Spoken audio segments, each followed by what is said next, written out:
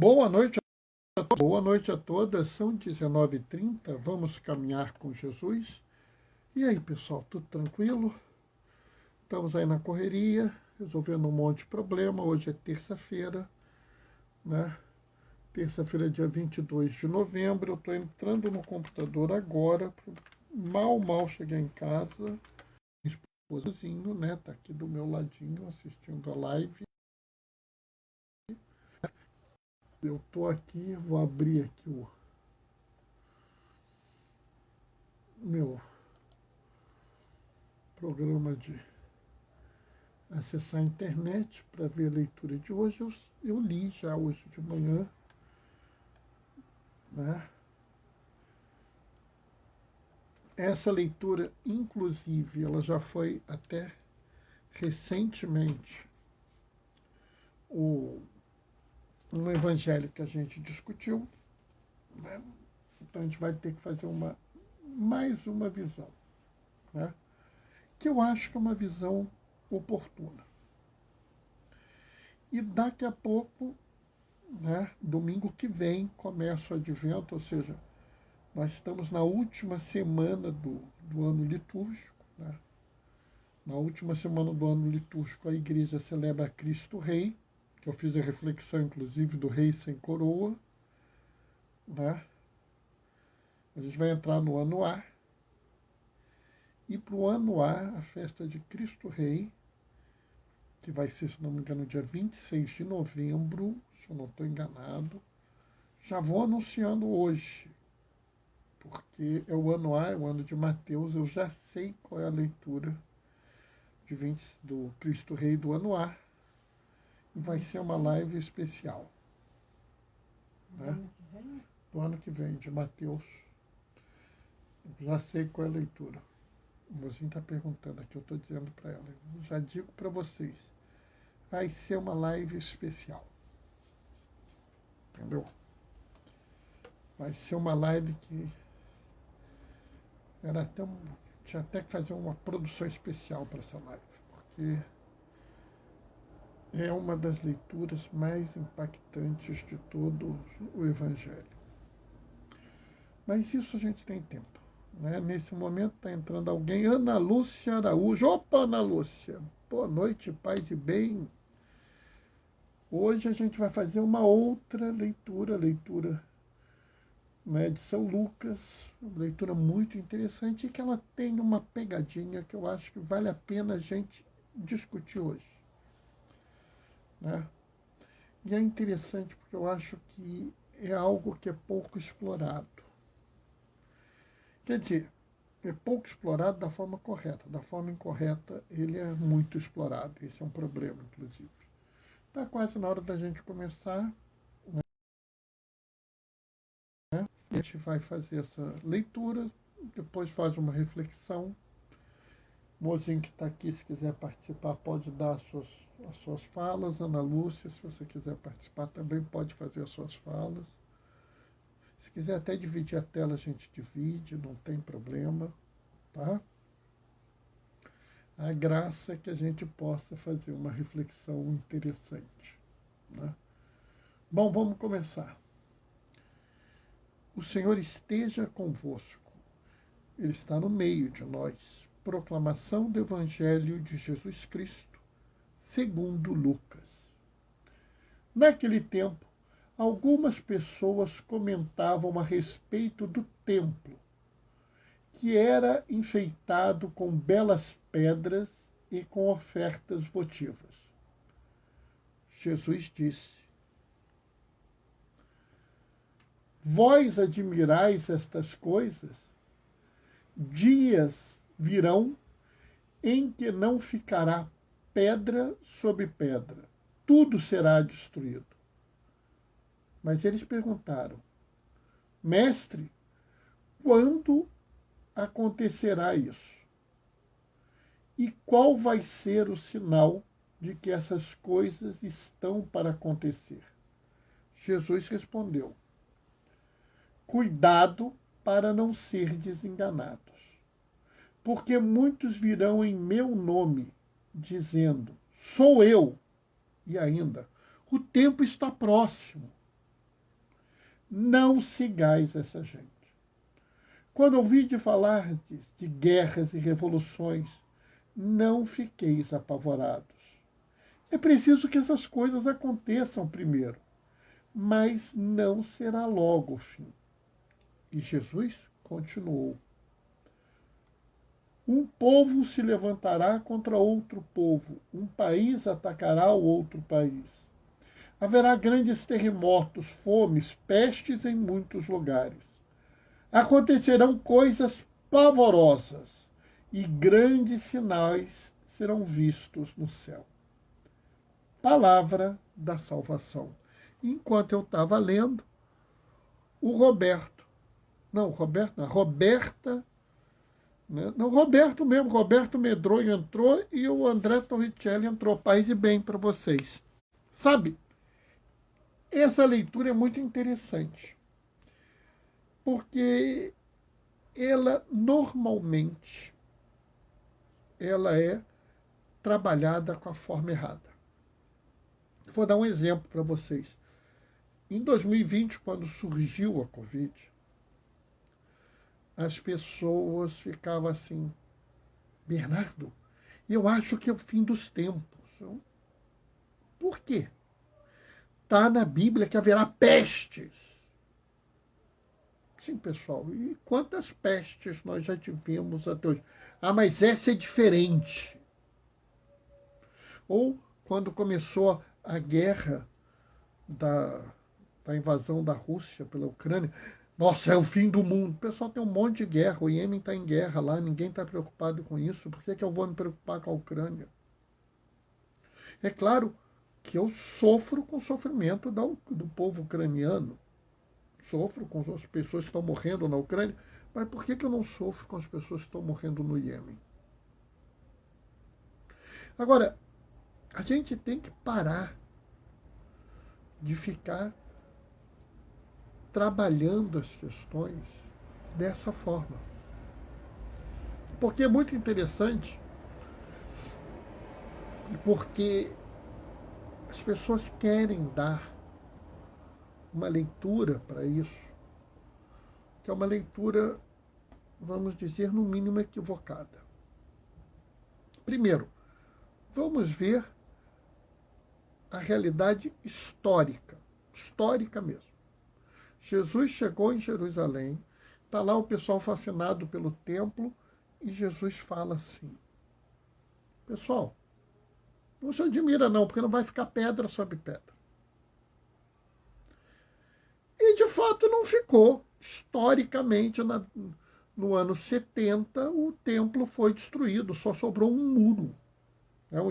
O Império Romano foi lá e destruiu o templo inteiro. O templo criado por Salomão foi destruído. Só sobrou um muro, né?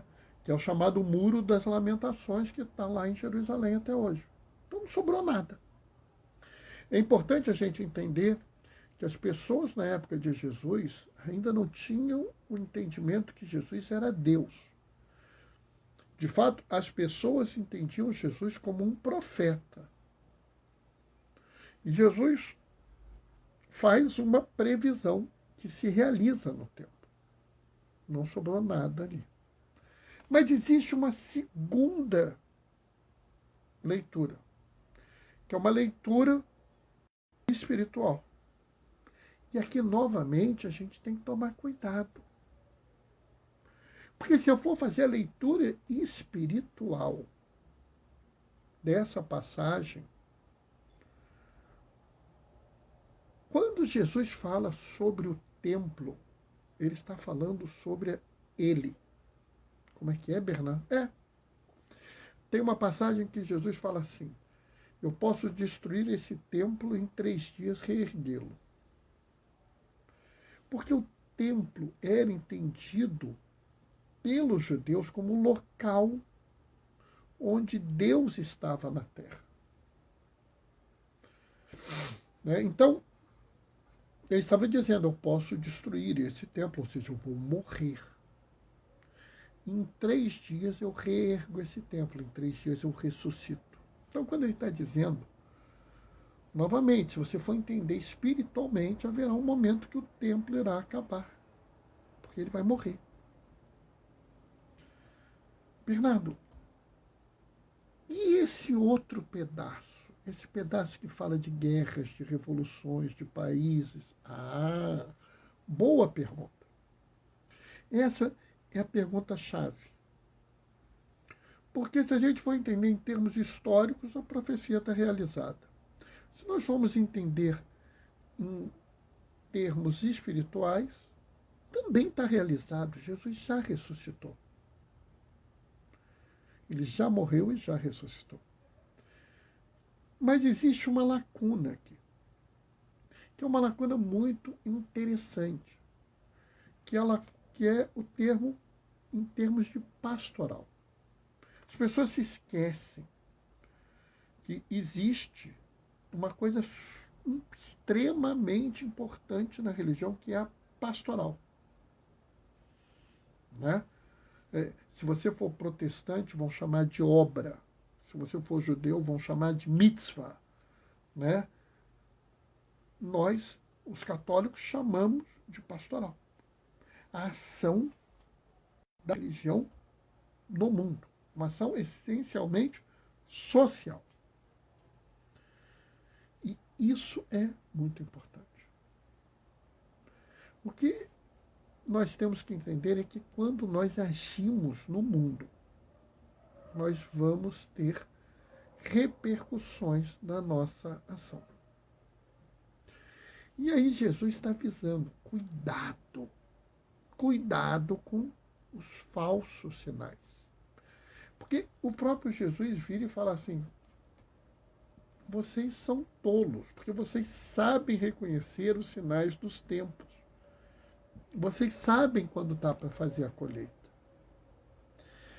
Aliás, a ideia de sinais dos tempos é uma ideia do tempo, é uma ideia muito forte na igreja.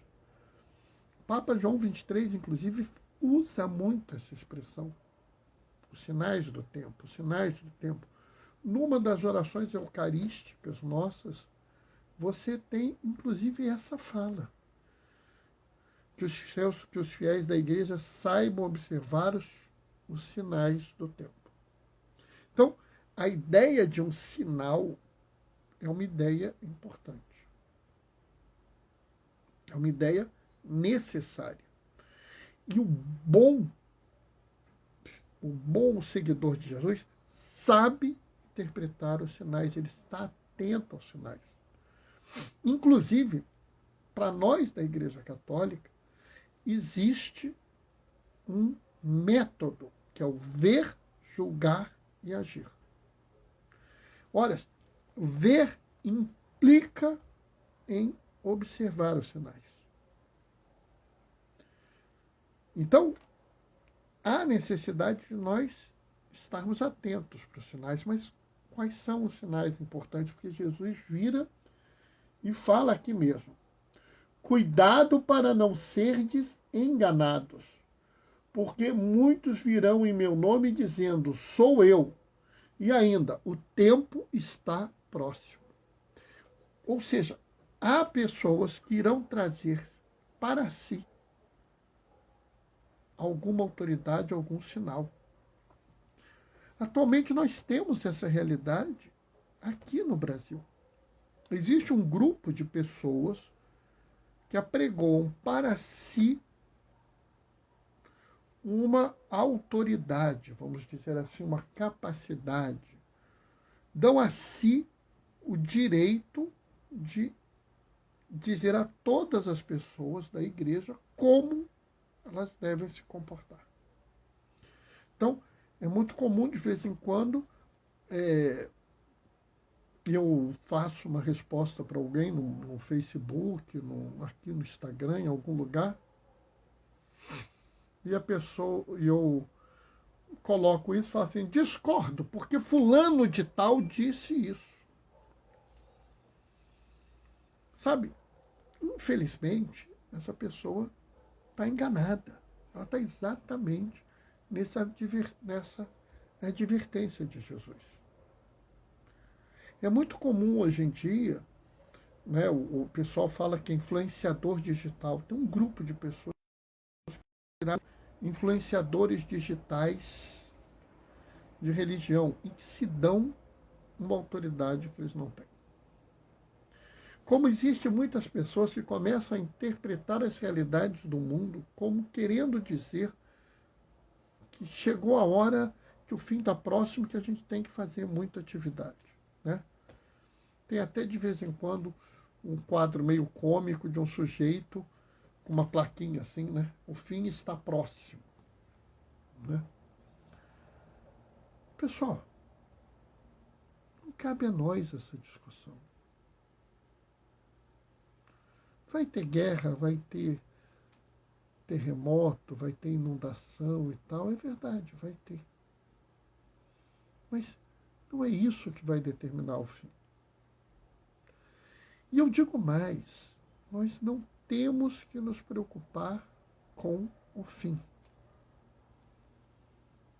Porque Jesus não está preocupado com o fim. Sabe, quando a gente se encontra com Jesus a primeira vez, aquela vez que você vê e fala assim, eu me encontrei com Jesus, vou mudar a minha vida. Vou começar a ser uma pessoa diferente. Nesse momento, Jesus não quer saber quem você era. Jesus não quer nem saber quem você é nesse primeiro encontro. Quando chegar lá o segundo encontro, Jesus também não vai querer saber quem você era. Vai querer saber quem você é naquele instante.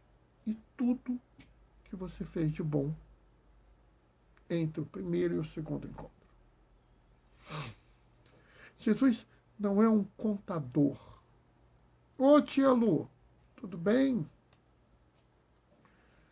Jesus não é um contador, ele não é um comerciante que vai ficar medindo quantas boas ações você fez, quantas mais ações você fez e vai fazer um cálculo. Não. Não. Jesus, ele quer saber o que você fez de bom na sua vida. Cada vez que você olhou um sinal verdadeiro e agiu. É isso que a gente tem que discutir na pastoral. Quais são os sinais verdadeiros? Quais são as coisas que nos mostram que nós precisamos agir para mudar o mundo? Ou seja,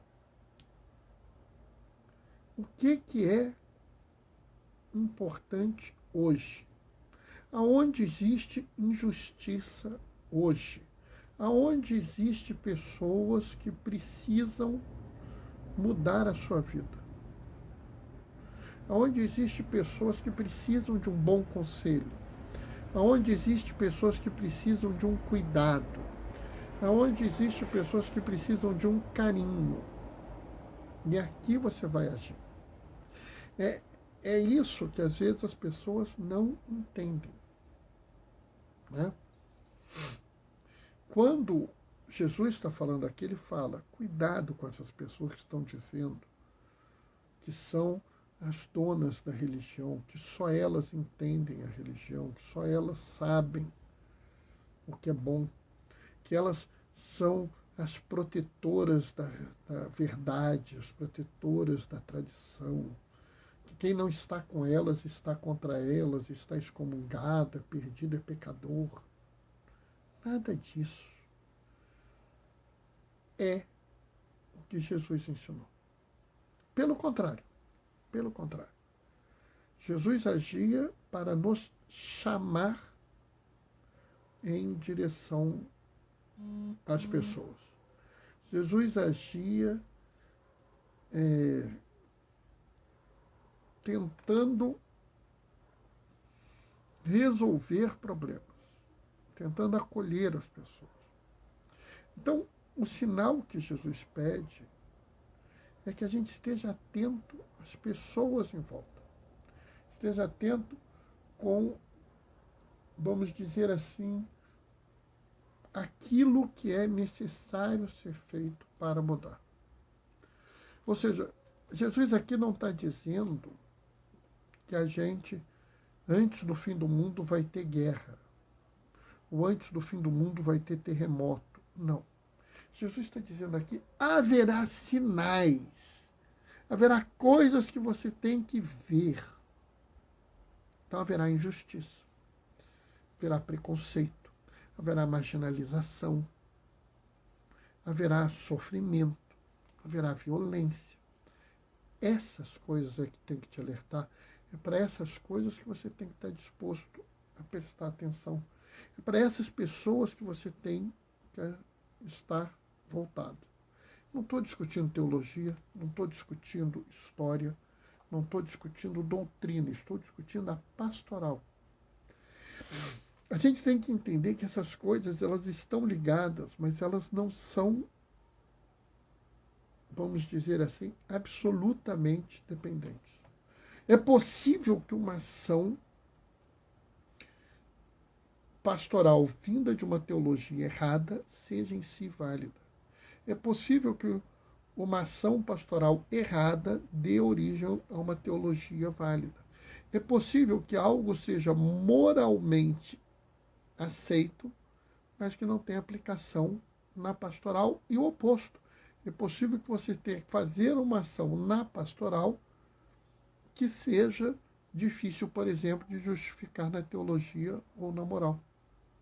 Então, elas têm relações, porque todas elas vêm de uma mesma verdade. Todas elas vêm de uma mesma fonte, que é Jesus. Mas, quando Jesus agia, ele não agia sempre da mesma forma. Uma coisa que eu gosto de lembrar é que, para o judeu, você não tocava no doente. Porque se você tocasse no doente, o doente era impuro, e quando você tocava no impuro, você ficava impuro. Para o pagão, era o oposto. Tocar no doente era uma forma de você ajudar a curá-lo. E é muito interessante, porque quando Jesus está com os judeus, ele não toca. No início, pelo menos, ele não toca no doente. Ele anuncia a cura. Aí Jesus se encontra com os pagãos, e os pagãos pedem que Jesus toque os seus doentes. Porque para os pagãos eles acreditam que o toque cure. Então, mesmo que na teologia judaica não se tocasse no doente, viu ali um sinal para uma ação pastoral, e tocou nos doentes. Na época de Jesus, um leproso não podia entrar numa cidade, porque ele era extremamente impuro.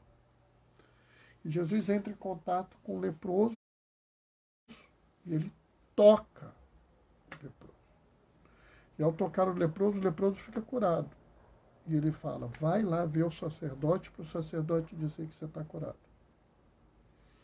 Porque só o sacerdote podia dizer que ele estava curado, só o sacerdote podia dar a ele o atestado para ele voltar à sociedade.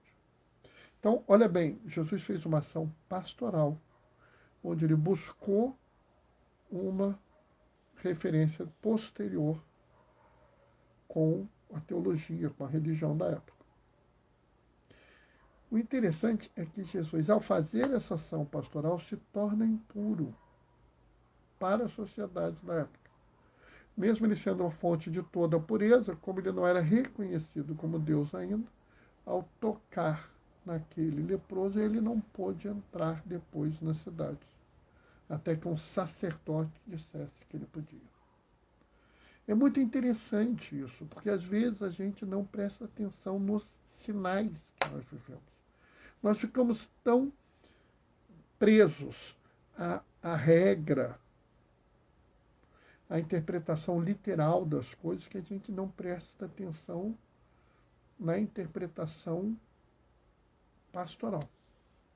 Aqui é muito claro. Vocês vão agir no mundo. E ao agir no mundo, vocês têm que estar alertas para a oportunidade de onde agir. Haverá problemas. Mas isso é necessário. E quando eles ocorrerem, fiquem certos, o fim não está próximo. Bernardo, e o que vai acontecer? Isso está num outro pedaço do texto. Quando esse pedaço chegar, a gente vai interpretar ele. Se eu bem conheço, provavelmente amanhã a gente vai tocar de novo nesse assunto, né? Mas, por enquanto, eu pergunto a vocês, não vale a pena observar os sinais do tempo? Amém? Bom, essa foi a reflexão de hoje. Falei um pouquinho, mas não falei demais.